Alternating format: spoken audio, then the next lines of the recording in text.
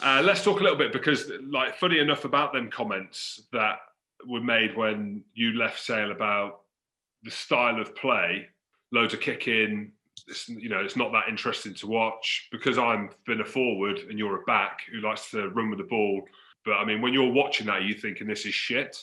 Or you actually understand it? I mean, we understand why people are kicking, right? Because the defense is so much better. But are you watching it thinking, this is crap?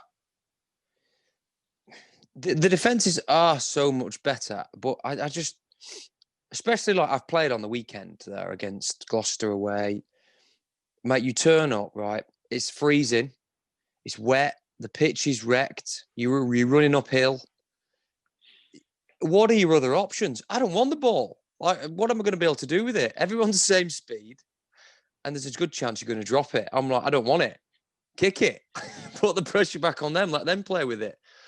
I do get this, like, speeding up of the ruck. That is very frustrating. And the TMO situation dragged the game on very long. But the weather and the pitches and all this combination as well, like, backs don't really want the ball because there's nothing. You get hit by a good tackle, you lose the ball, you turn over.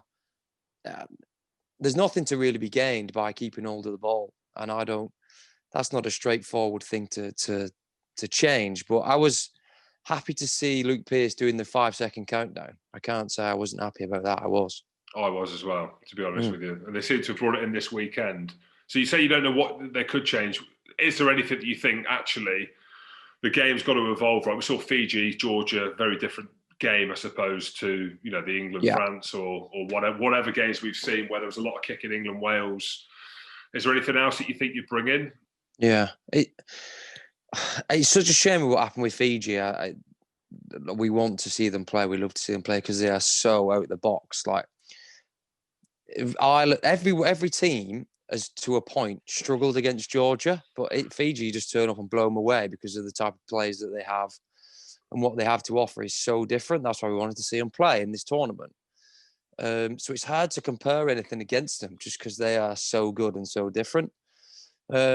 England stuff, I mean, it is harsh, man, the stick that they're getting because they win. I think Eddie always seems ahead of the curve with what he says, what he sees and says, and he knows how the game's going and how you win test matches. And you don't keep hold of the ball. Simple as that. It is obvious that their 3-4 phases get rid of it. But like, I don't know if you're a fan, you want to see your team win. It doesn't matter how. Look at Jose Mourinho, right? The way he played, he never won 3-0, 4-0. It's always 1-0, 2-0. But he gets you a premiership. He gets you a win. So people want him. People want him to be a manager. It's the same situation. People want England to win, but they know they're winning. People complain about it. So everyone would like to see more tries scored and a bit of more attacking, nice rugby to watch. But I think if they'd have been beaten by France on the weekend, it might be a bit of a different story. But they found a way to win. So again, it is irrelevant and it moves on.